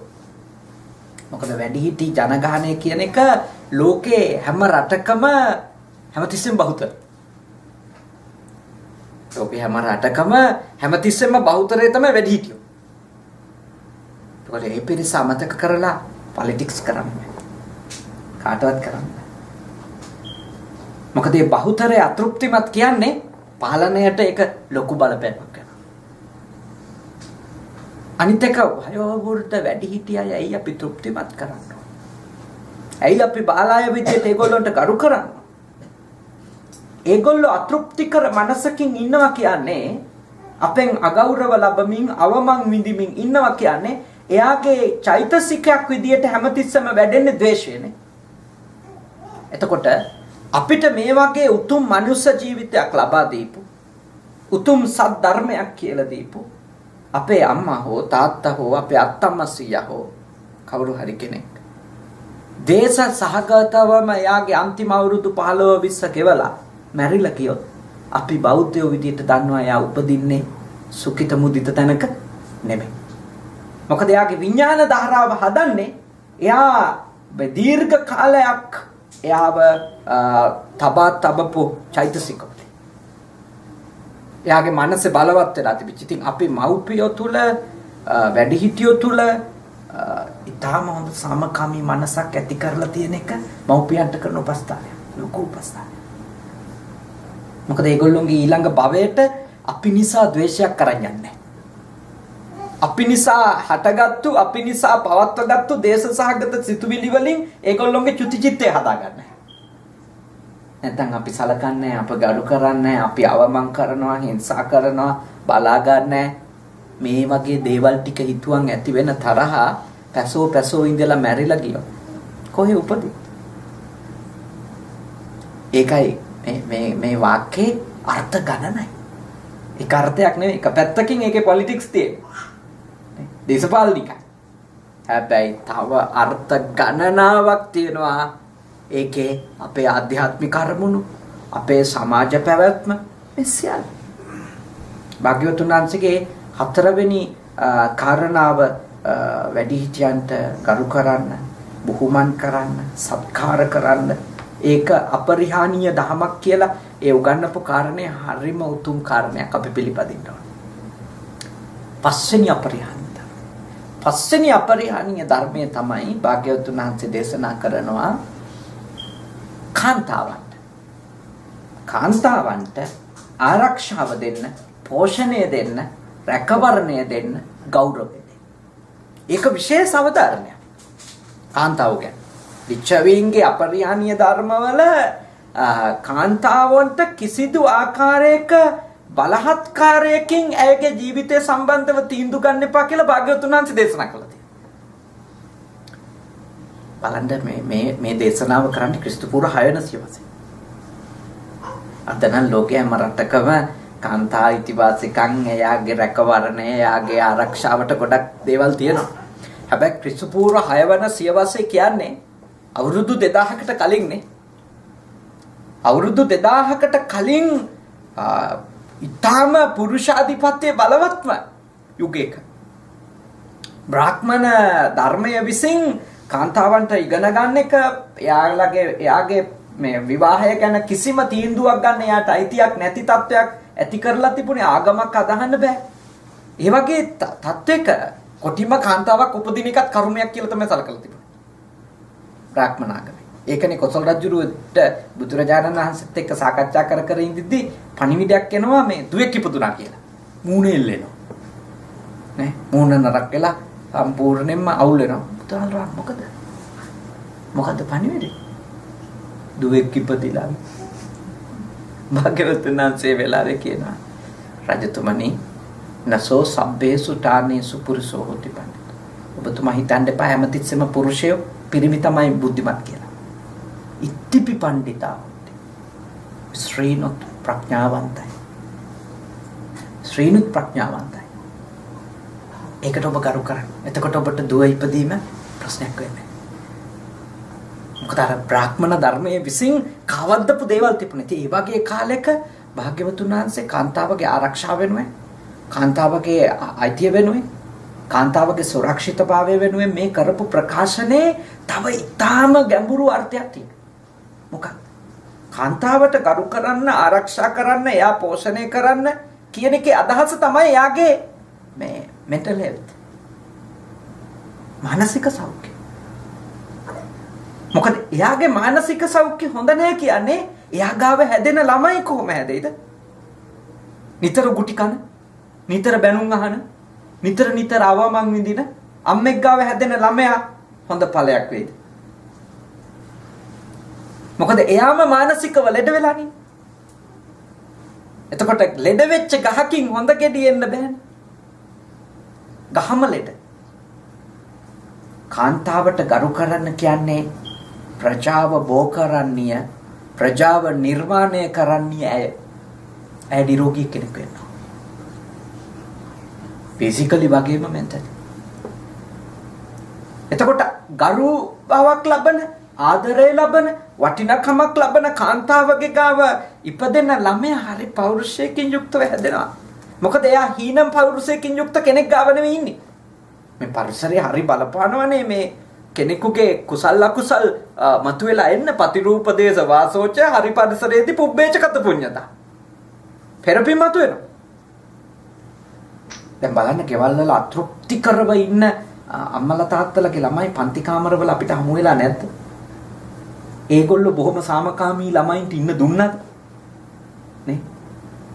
පිටිපස්සෙන් පේලියේ ඉඳන් ගෙදර ආදරයක් නැති ගෙවල් වල ළමයි නේ. එවනවා රොකට්. නේ? එක්ක අපි ඉස්සරහ එක්කෙනා වාඩි වෙන්න පාඩම දීලා නැගිටිනකොට පුටුව ඇදලා. බිමට කඩන් වැටෙනවා. ඒ තමයි යාගේ මූල අවුල්. එයාගේ ගේ ඇතුලේ තෘප්තිමත් නැහැ. ගේ ඇතුලේ තියෙන්නේ හිංසාව. ආදරේ නැහැ. එතකොට ආදරේ විඳින්න එයා දන්නේ නැහැ. ඒකයි කාරණේ. භාග්‍යවතුන් වහන්සේ මේ කාන්තාවට ගරු කරන්න කියන වාක්‍ය ඒක බලගත් වාක්‍යයක්. ඒක නිකම් මේ කාන්තාවන්ගේ අයිතීන් ගැන හිතලා කියපු කතාවක් විතරක් නෙමෙයි. ඊළඟ ජෙනරේෂන් එක ගැන හිතලා. මොකද ඊළඟ පරපුර බිහි කරන්නේ එයා. එයා නිරෝගී කෙනෙක් වෙන්න ඕන. එයා සුවපත් වූ සිත් ඇත්තියක් වෙන්න ඕන. නැත්තම් කොහොමද සුවපත් වූ සිත් ඇත්තියක් නොවෙන කෙනෙක් කොහොමද මෙත්තා දෙන්නේ දරුවෙකුට? කරුණාව දෙන්නේ කොහොමද දරුවෙකුට? දෙන්න බෑනේ. දැන් අපි අහන්නේ ප්‍රවෘත්තිවල හිතා මතාම මේ දවස්වලනේ වාහනවල තියලා ගියපු ළමයි ප්‍රශ්නෙට වාහනේම මැරෙනවා. එයාගේ මෙන්ටල් හෙල්ත් එකේ ප්‍රශ්නේ. යා හොඳ මානසික සෞඛ්‍යයක gedara තෘප්තිමත් කාන්තාවක් නම් කවදාවත් එයාගේ ඵලය එහෙම අවුවේ කර වෙලා මැරෙන්න දාලා යනවද වාහනස්? ඒකයි ඒගොල්ලෝ අනුකම්පා කරනවා. ඒගොල්ලෝ එතෙන්ටපත් වෙන හේතු තියෙනවා. ඒගොල්ලොන්ට දඬුවම් දෙන එක වෙනම කාරණයක්. ඒක නෛතික කාරණයක්. හැබැයි අපි බලන්න ඕනි ඇයි එහෙම වෙන්නේ? දැන් ලංකාවේ ගඟට දැම්මා කියනකොටනේ දරුවෙක් කොච්චර බනිනවද? වෙනස. පව් කාර්ය කාට හරි දෙන්න තිබුණානේ. ඒ වගේ කතා කියන්න පුළුවන්. ඒ කාන්තාවක් තමන්ගේ කුසින් ඉපදිච්ච ළමයා ගඟට දාන තැනට හෝ වැසිකිලි වලට දාන තැනටපත් වෙනවා නම් ඇය එතෙන්ටපත් කරපු හේතු ගොඩක් ඇති ඒකතර. ඒ හේතු තියෙනවා. බුදු හිමියන් කියන්නේ හේතු බලන්න. හේතු වලට උත්තරේ හොයන්න. නැතුව ඒ தത്വයට බැනලා කෑ ගහලා පව්කාරයෝ කියලා නේද? එහෙම කීවට අපි එහෙම කියනවනේ දැක්කම අපිට දෙන්න තිබුණේ දුන්නොත් ගන්නවද? අපිට දෙන්න තිබුණා නේද? ඒ අපිට දෙන්න නෙමෙයි මේ මගේ ළමයා කණ්ඩ නැහැ කිව්වොත් බස් එකට නැග්ගම අපි කියන කුඩු ගහන්නද කොහොද පුංචි කාරන් එනවා. එහෙම සිද්ධිත් ඇති. මං කියන්නේ කවුරු හරි කරන ක්‍රියාවක තියෙනවා එයාගේ මානසික සෞඛ්‍යය. එයා හොඳ පර්සනැලිටි එකක් නැතුව නම් එයාගේ ගෙදර ඉන්නේ ඒක එයාගේ ළමයින්ට බලපානවා. භාග්‍යවතුන් වහන්සේ ඒකයි දේශනා කළේ අපරිහානීය ධර්මයක් ලෙස දේශනා කරේ එකයි කාන්තාවට ගරු කරා. එයාව ආරක්ෂා කරා. එයාට වටිනකම දෙන්න. ගෙදර ඒක තියෙනවා. ඒක මෙහි නීතියට බය වෙලා නෙවෙයි. ඒක ඔබගේ ආත්මෙන් තියෙන්න ඕනි. මොකද හේතුව ඔබේ දරුවා බිහි කරන්නේ ඇය. ඔබේ දරුවා හදන්නේ ඇය. එතකොට ඇය නිරෝගී වුණොත් උත්තර ඔබේ දරුවා නිරෝගී කෙනෙක්. ඒක හරියට මුළු තියෙන්න ඕන. ඒ ගැඹුරු අර්ථය, පළල් අර්ථ දුර බලලා දේශනා කරපො. ඊළඟ කාරණා දෙකම මම කෙටියෙන් කියනවා. ඒක මේ ආගමික කාරණා දෙක. කියනවා මේ ඇතුලේ ඉන්න රහතුන්ට, සිල්වතුන්ට, ගුණවතුන්ට, මහාන බමුණන්ට පෝෂණය දෙන්න ඕනේ, ආරක්ෂාව දෙන්න ඕනේ. රැකවරණය දෙන්න ඕනේ. ලිච්ඡවින් එක කරා. ඒ කියන්නේ මොකද්ද? හැම තිස්සෙම යම්කිසි රටක යම්කිසි සමාජයක පැවැත්මට මේ ස්පිරිචුවල් කණ්ඩායම් එක්ක යම්කිසි සම්බන්ධකමක් තියාගන්න. ෆැමිලි එකක මේ වගේ ආධ්‍යාත්මික කණ්ඩායම් එක්ක සම්බන්ධකම් තියාගන්න. ආධ්‍යාත්මික කණ්ඩායම් වලට වටිනකම පෞල් සංස්ථාව ඇතුලේ දෙන්න ඕනේ. අපේ බෞද්ධයෝ නම් තුනුරුවක් කරේ. තව ආගමක ඉන්න අය ඒ ආගම කෙරෙහි තියෙන නැඹුරුතාවය ඒක ඉතාම ප්‍රයෝජනවත් වෙනවා මේ රටේ සාමයට. ඒ ගෙදර සාමයට. මොකද ඒ ආධ්‍යාත්මික පැත්ත මේ අපේ හදවත ගුණධර්ම වලින් පෝෂණය කරන ඉගැන්වීම් පැත්ත අපි ප්‍රතික්ෂේප කිරීමනේ ශ්‍රමණක් බ්‍රාහ්මනාදීන් ප්‍රතික්ෂේප කිරීම කියන්නේ. හදවත පෝෂණය කරන කාරණා මෙත්තා කරුණා මුදිතා වැනි උතුම් ගුණාංග ප්‍රතික්ෂේප කිරීම තමයි ධර්මයේ ප්‍රතික්ෂේප කිරීම කියන්නේ. ඒවා කියලා දෙන ගුරුවරු ප්‍රතික්ෂේප කිරීම කියන්නේ. ඒ වගේ තත්වයක් ගේ කැටි වුණොත් ඒ ගෙදර පිරෙනවා. ඒ ගෙදර පිරියනවා ඒක අනිවාර්යයි. මොකද ආධ්‍යාත්මික පැත්ත නැති මිනිස්සු එක පැත්තයිනේ වර්ධනය කරගන්න ලෞකික පැත්ත විතරයි. ඉතින් ලෞකික පැත්තේ ගිහිල්ලා උත්තර හොයාගන්න පුළුවන් ටිකයිනේ. ලෞකික ලෝකේ විතරක් ගිහිල්ලා අපිට උත්තර හොයාගන්න පුළුවන්. එක දුරකදී උත්තර නැතුව යනවා. අන්න එතෙන්දි තමයි මොකද්ද මේකට ආධ්‍යාත්මික උත්තරේ මොකද්ද? අපිට එන අතෘප්ති, අපිට එන ප්‍රශ්න, සමාජීය ප්‍රශ්න, පුද්ගලික ප්‍රශ්න මේවට එක තැනකදී එන විශාල ගැටලුවක් උත්තරයක් නැහැ. සල්ලි වලින් උත්තරයක් නැහැ. බාලයෙන් උත්තරයක් නැහැ. වෙපන් වලින් උත්තරයක් නැහැ. නේ? ලොකු දේවල් හදාගෙන තිනු ඒත් උත්තරයක් නැහැ. ඒව පත්තු කරතොත් මේගොල්ලොත් ඉවරයි. දැන් ඔය ලෝකේ තියෙන්නේ බල කඳවුරුනේ. මේ ඉතින් ලොකු වෙපන් හදන් ඉන්නවා. ඉරානෙත් හදන් ඉන්නවා. ඉතින් හදන් ඉන්න පුළුවන්. පත්තු කරගත්තොත් මොකද වෙන්නේ? ඒගොල්ලොත් ඉවරයි, අපිත් ඉවරයි. නේ? පත්තු කරපු මිනිහත් ඉවරයි, උණ්ඩ වැදිච්ච මිනිහත් ඉවරයි. දෙකොල්ලම ඉවරයි. දැන් මේ බලය තුලණය වෙන්න ඒවා හොඳ ක්‍රම වෙන්න පුළුවන්. ඒත් ප්‍රශ්නේ විසඳන්න නම් ඒවා හොඳ ක්‍රම නෙමෙයි. ඒවා తాවකාලික උත්තර සියල්ලෝ විනාශ වෙනවා. මොකද දැන් නිකන් හිතන්න. මෙහෙම ගිහිල්ලා අපි දැන් ලෝක යුද්ධ කීයක් තිබුණද? දෙකක් තුනක් තිබුණා. අපි කියමුකෝ තුනක් තිබුණා කියලා. අපි හතරවෙනි එක කරා කියමුකෝ. දැන් තියෙනේවයි පස්වෙනි එක කරන්න වෙන්නේ ආයේ දුනු ඊතලවලින්. කවුරුකත් ඉතුරු වෙන්නේ නැහැ. දැන් තියෙන ආයුධ වලින් අපි කරොත් එහෙම හතරවෙනි එක අනිවාර්යයෙන්ම ඊළඟ එක දුනු ඊතල වලින් තමයි කරන්න වෙන්නේ. මොකද මේ මුළු ශිෂ්ටාචාරෙම ඉවර වෙලා ගිහිල්ලා අලුත් ශිෂ්ටාචාරයක් හැදිලා නේ. ඒ ශිෂ්ටාචාරයේදී ආපහු ගල් යුගයේ කට්ටියට තමයි දුනු ඊතල වලින් තමයි යුද්ධ කර ඉන්න වෙන්නේ. මේ මුකුත් වෙපන් පාවිච්චි කරන්න වෙන්නේ. ඒද භෞතික දේවල් වල විතරක් රටකට උත්තර නැහැ. රටක් රැකෙන්න රටක් පිරෙහෙන්නේ නැති වෙන්න ආධ්‍යාත්මික පැත්තක් ඕනේ. හැම රටකටම. ඒකයි මේ ජාතීන් පව අද ටික භාවනාවනේ විදර්ශනාව සමතය මේගොල්ලෝ දැන් ටික හොයනවා. අපිට වඩා ලංකාවේ උනත් මේ අපේ භාවනා සෙන්ටර්ස් වල ඉන්නේ ඇමරිකාවෙන් ආපු අය, ජර්මනියෙන් ආපු අය, ප්‍රංශෙන් ආපු අය නේ රිට්‍රීට් වලට බාතේ ගුණරතනගේ ස්ථානේනේ මහාන වෙලා ඉන්නේ ලංකාවෙන් ඇමරිකාවට ආපු අය නෙමෙයිනේ. මොකද හේතුව ඒ ආධ්‍යාත්මික පැත්ත අද අවශ්‍යයි. ඒක ගෙදරක් තියාගන්න. ගෙදර ඔබලා තරුණ අය වුණාට කොච්චර වැඩ කටයුතු තිබුණා. උදේට හවසට බුදුහාඳුරුන්ට පහනපත්තු කරන එක, මලක් පූජා කරන එක අඩුම දවසට එක සැරයක්වත් නවත්තන්න එපා. බුදුහාඳුරුන්ට පැන් කෝප්පයක් තියෙන එක නවත්තන්න එපා. ඒව ටිකටම කරගෙන යන්න. ඒව හරි ප්‍රයෝජනයි. හරි ආශිර්වාදයක්. මොකද හැමතිස්සෙම මෙහි හාමුදුරුවෝ මුණ ගැහෙන්නේ නැහැ. හැබැයි බුදු පිළිමයක් තියාගෙන අපි මේ සංකේතයට කරන ගරුත්වය කියන්නේ අපේ චෛතසිකය තුළ අපි අඛණ්ඩව ශ්‍රද්ධාව ජීවත් වෙනවා. ධර්මයේ තුල ආධ්‍යාත්මික පැත්ත අපි පිළිගන්න තැනට අපේ මනස තෙතමනයක් හැදීම. ඒකයි අපි නිතර ඒ කටයුතු කරන්න ඕන. ඒ හින්දා මේ වගේ අවුරුද්දකට සැරයක් දෙසරයක් මේ වගේ ආගමික කටයුත්තක් කරන එක පුළුවන් වෙලාවට තියෙන පන්සල් වලට ආගමික ස්ථාන වලට ගිහිල්ලෙන එක ඒවා ෆැමිලි එක පිටින්ම කරන්න. ඒවා අවශ්‍යයි.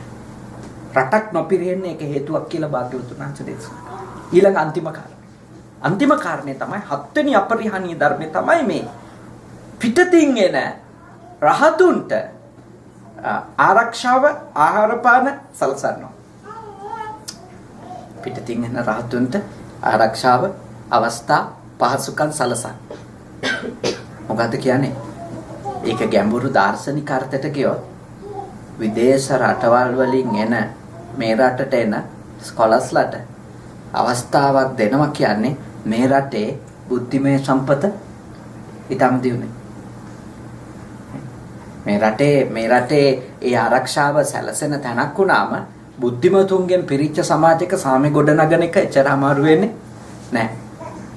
රහතුන් වහන්සේලා කිව්වේ එවකට හිටපු ප්‍රඥාවේ උපරිමයිනේ.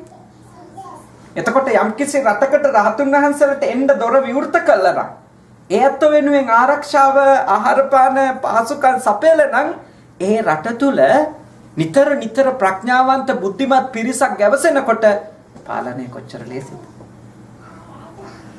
බුද්ධිමතුන් ඉන්න තැන තීන්දුව ගන්න එක කොච්චර පහසුද? වාද කරලා හරි අන්තිමට නවතිනෝනේ එක තැනක එකග වෙන්න පුළුවන් තැනකට එන නූගතුන්ට තෝරන්නේ කොහොමද? දැන් ගොඩක් අය හිතනවා මේ සමහරුන්ට දොරවල් වහලා දාන්න. ඒ දොරවල් වැහිම කියන්නේ අපේ ප්‍රඥාව පුළුල් වෙන එක නවත්තාගෙන. ඒ නිසා අපි අපේ කල්යාණ මිත්‍රයෝ අපේ සමීපතමයින්ට අපි විශේෂයෙන්ම දොර අරින්න ඕනේ අපි ගාවට එන බුද්ධිමත් පිරිසට. ප්‍රඥාවන්තයින්ට, නැනවතුන්ට අපේ ගෙවල් වල දොර ඇරෙන්න ඕනේ. මොකද ඒගොල්ලෝ නිසා අපි පෝෂණය වෙනවා. අපිට අලුත් පාරවල් පේනවා. අපි නොහිතපුවා හිතන්න පටන් ගන්නවා. නොදැනගත්තුවා දැනගන්න පටන් ගන්නවා. මේ ආගමික ගුරුවරු රහතුන් වහන්සේලා ආරක්ෂා කරන්න කියලා කිව්වේ නිකන් අර්ථකින් නෙමෙයි. ඒකේ තියෙන සම්පූර්ණයෙන්ම අපේ මේ ලෝක දියුණුවටත් පරලෝක දියුණුවටත් අදාළ හේතු තියෙනවා. ඒකයි ඒ පිරිස්වත ආරක්ෂාව දෙන්න පෝෂණය දෙන්න කියලා රජවරුන්ට කිව්වේ බුදුහාමුදුරුවෝ. ඒගොල්ලෝ ඒක හරියට පිළිගත්තා. රහතුන්ගේ නොසිස් භූමියක් ලෙස තමයි ලිච්ඡවීන්ගේ රට තිබුණේ. ඒ හින්දා ඒ රට බොහොම අනාරක්ෂිත වෙලාවල් වලත් ඒගොල්ලෝ ආරක්ෂාවට ලක් වුණා. ඒ උත්තරම ඉඳපු නිසා උදාහරණයක් විදිහට ගත්තොත් අර ඊටාම මේ නරක තුම්බිය ආපු වෙලාවේ මහරහතුන් වහන්සේලාගේ ගුණ කියන්නේ සෝතාපන්න වෙච්ච උත්තමයින්ගේ ගුණ කියන්නේ මුළු රට පුරාම පිරිත්පැන් ඉහින්නේ. ආනන්ද තෙරුන් වහන්සේ ආරක්ෂාවක් ආශිර්වාදයක්. ඒ හින්දා මේ කරුණු හතම ඔබේ ගෙදරට අදාළයි.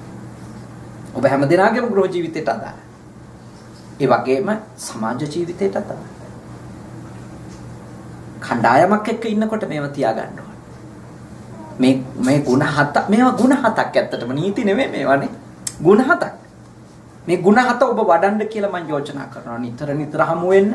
සමගියෙන් හමු වෙලා සමගියෙන් කතා කරලා සමගියෙන් විසිර යන්න. දෙවෙනි ගුණය. තුන්වෙනි ගුණය නොපැන වූ නීති පනවන්න එපා. පනවපු අත්නෝමතික වයින් කරන්න එපා. හතරවෙනි එක වැඩිහිටියන්ට සලකන්න. පස්වෙනි එක කාන්තාවන්ට සලකන්න ගරු කරන්න. ආරක්ෂා කරන්න වටිනකමක් දෙන්න. හයවෙනි එක රට අභ්‍යන්තරයේ සිටින ආධ්‍යාත්මික නායකයින්ට තමන් සමීපයේ සිටින අයට අවස්ථාව දෙන්න, ආරක්ෂාව දෙන්න, සලකන්න, ඒගොල්ලෝ ඇසුරු කරන්න, ඒගොල්ලොන්ගෙන් යමක් ගන්න ඔබේ ජීවිතේට. ඊළඟට බැහැරින් එන ආධ්‍යාත්මික අයටත් බුද්ධිමතුන්ට. බැහැරින් එන වෙන රටවල් වලින් වෙන පළාත් වලින් එන බුද්ධිමතුන්ගෙත් ඇසුර ලබන්න. ඒගොල්ලොන්ට ගරු කරන්න, ආරක්ෂාව දෙන්න. මේ හතම ඔබේ ජීවිතේ ಗುಣ හතක් විදියට වැඩුවොත් මේ ලෝක ජීවිතය අතිශයින් සාර්ථකයි. සංසාර ගමනටත් කිසි බයක් වෙන්න දෙයක් නැහැ. අර භෞතික පැත්ත සාර්ථක කරගන්න ගමන් ආධ්‍යාත්මික පැත්තත් අපි හදාගෙන තියෙනවා. ඒ හින්දා ඊටාම ශ්‍රද්ධාවෙන් ඔබ මං හිතනවා පැයකට අධික වෙලාවක් මේ දේශනාව අහන්න යන්න. අපරිහානීය ධර්ම හතක් ඉගෙන ගන්න. ඊටාම හොඳ කුසල් සිතුවිලි වලින් හෝරාවකට අධික කාලයක් ගත කළා. රැස් කරගත්ත සියලුම පින් රෂාන් මහත්මයාගේ නමින් මියගිය ආදරණීය පියාණන් වහන්සේ අජන්ත දිනමිත්‍ර මහත්මයාණන් ඇතුළු ඔබ හැම දෙනාගේම නමින් මියගිය මව් පාර්ශවවල පිය පාර්ශවවල සියලු නෑයෝ මේ පින් අත්කර ගනිත්වා සුවපත් වෙත්වා සපවත් වෙත්වා. මේ ගෞතම බුද්ධ ශාසනය තුලම අපේ ඥාතිවරු නිවන් දකිත්වා කියලා සාදු.